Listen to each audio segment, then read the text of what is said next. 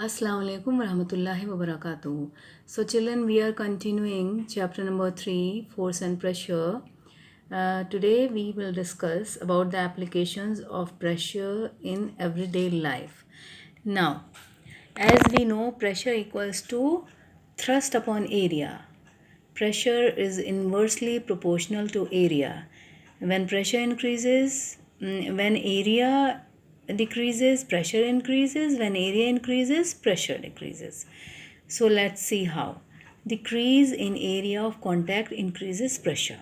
For this, we will take the example of knife. We know that it is very easy to cut with a sharp knife than with a blunt knife. Fruits and vegetables are chopped very easily with the help of a sharp knife, this you know. Now, what is the reason behind that? The reason is that the sharpened edge has less area of contact, due to which it exerts more pressure. Sharpened edge of a knife has less area of contact and blunt knife has more area of contact. So more area of contact exerts less pressure and less area of contact exerts more pressure. So it is very easy to cut with a sharp knife than with a blunt knife. Now all cutting instruments like blades and axes have sharp edge for the same reason. So what we have got here, that decrease in area of contact increases pressure. So that is the reason why we can easily cut things with a sharp knife than with a blunt knife, because sharp knife has less area of contact and blunt knife has more area of contact. And we know that pressure is inversely proportional to area, it is not directly proportional to area. If anything is inversely proportional, it means when one thing increases the other thing decreases, that's all. So if area is less, pressure will be more. If area is more, pressure will be less. Now next example is, why is it difficult to walk with pointed heels footwear than with regular flat heels? The same thing is here. Pointed heels exert more pressure because less area is there, area of contact is there.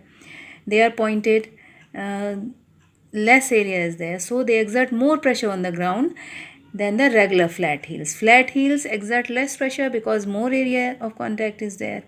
So pointed heel foot has support the weight of a girl on a small area, resulting in large pressure. Therefore, it is difficult to walk with pointed heels footwear in comparison to regular flat heels. Same is the case with the tip of a pin. Tip of a pin is made sharp. The tip of a pin is sharp and pointed, so less area, more pressure. This applies the force on a very small area. Thus, large pressure is produced that is sufficient to pierce the pin into a piece of cardboard. Next is increase in area of contact decreases pressure. Like railway tracks are laid on wooden cemented or iron sleepers. Why? This is done to distribute the load of train over a large area of the ground. When area will be large, pressure will be less. Since pressure decreases on increasing area, so it prevents sinking of railway tracks into the ground. They are laid on wooden, cemented or iron sleepers to increase the area, surface area. When surface area will be more, pressure will be less and they will be prevented from sinking into the ground. Otherwise, they will sink into the ground. Now we know that porters wear turbans on their heads when they carry heavy loads. This increases the area of contact, due to which the pressure on their heads gets reduced and they can easily carry heavy loads on their heads. And school bags are provided with wide straps because these wide straps spread the weight of the bag over large area of the shoulders, and this reduces the pressure on the shoulders and it becomes easier and comfortable to carry the bag in comparison to narrow straps. Wide straps spread the load over large area of shoulders, and it is easy to carry the bag on the shoulders. Now, foundation of high-rise buildings are made wider.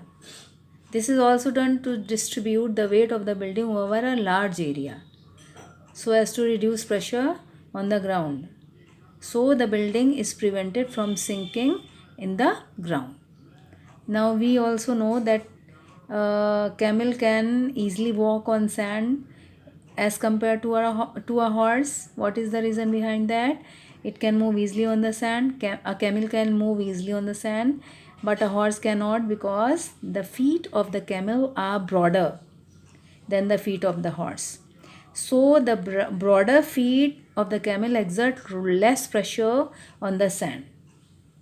So due to this less pressure, they can easily walk over the sand, and their feet do not get sink in the sand. The skiers use long and flat skies to slide over snow. Now what is the reason behind that?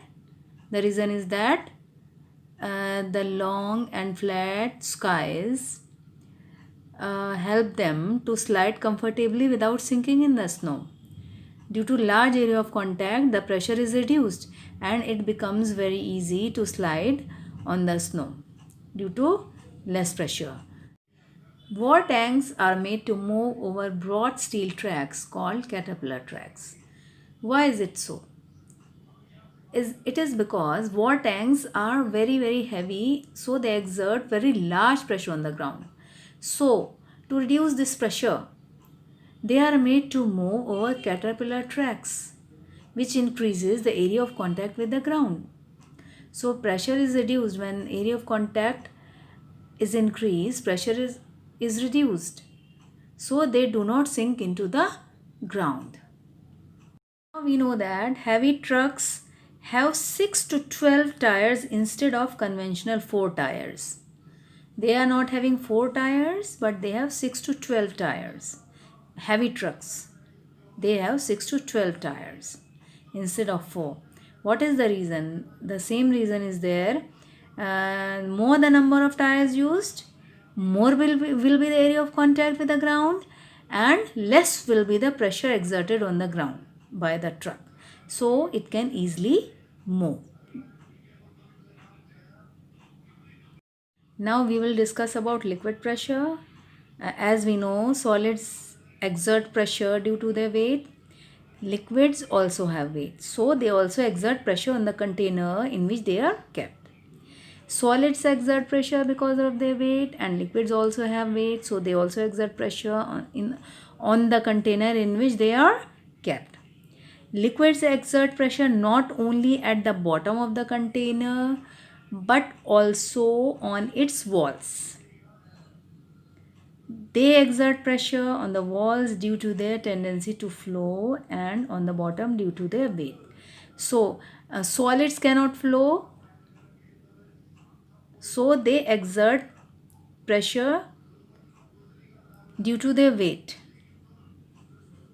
But liquids, they can flow, so they exert pressure on the walls due to their tendency to flow, and they also exert pressure on the bottom of the container due to their weight.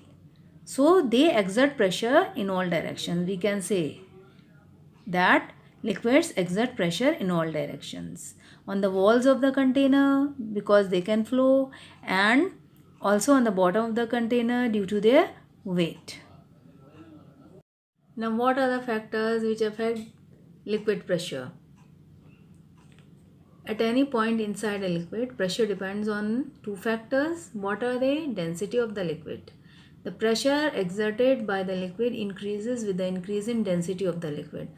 The more dense is the liquid, the more will be the pressure exerted by the liquid. So pressure depends on the density of the liquid. More dense, more pressure. Second factor is height of the liquid column or its depth. So pressure exerted by the liquid increases with the increase in the height of the liquid column or its depth. Pressure increases with increase in the height or depth. Whenever an object is immersed in a liquid, the liquid exerts pressure on the bottom surface of the object and also at its top surface. But the pressure exerted on the bottom surface is more than the pressure exerted at its top surface. So what happens? Due to this difference in liquid pressure, a force is exerted by the liquid on the object in the upward direction. This force is called buoyant force, which is exerted by the liquid in the upward direction. Now, a liquid seeks its own level. Now we can understand this by taking a vessel having 5 tubes of different shapes. These are 5 tubes. They are of different shapes and they are connected to one another by a horizontal pipe. These are 5 tubes. They are of different shapes and they are connected to one another by a horizontal pipe. Now, fill the vessel from one end with water. Fill it. Now what do we notice? We notice that the liquid starts filling in all the tubes simultaneously. Now when we stop pouring water, what happens? The liquid fills in all the tubes up to the same height. Though they have different shapes, they are having different shapes. But when we stop filling them, these are at the same height. So this shows that water seeks its own level. They are at the same height. Although the volume of water is different in different tubes. Volume is different but level is the same. So we can say that liquid seeks its own level. Now what are the consequences of liquid pressure? The wall of a dam is made thicker at the bottom. Why is it so? Now we have learned that the pressure due to liquid increases with increase in depth of the liquid. When the depth of the liquid increases, the pressure also increases. So, as the depth of water increases, pressure on the walls of the dam increases. Because of the depth, the pressure on the walls of the dam increases. So, to withstand this greater pressure, the walls of dam are made thicker at the bottom. They are made thicker at the bottom. When the depth increases, the liquid pressure also increases. So, the walls of a dam are made thicker at the bottom. Here the wall is thicker at the bottom so that it can easily withstand this greater pressure. So, this shows that the pressure of the liquid increases with depth. Now second, placing of water tanks at a height in homes. We place water tanks at a height. What is the reason behind that? The water tanks are placed at the highest place in home, generally at the terrace, because greater the height of the tank, greater will be the pressure. As pressure increases with depth, pressure also increases with height.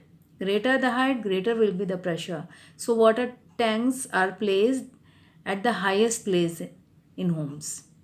So the supply of water will be smooth in the different parts of the home. If height is less, pressure will be less. This is the reason why water tanks are placed at greater heights in homes.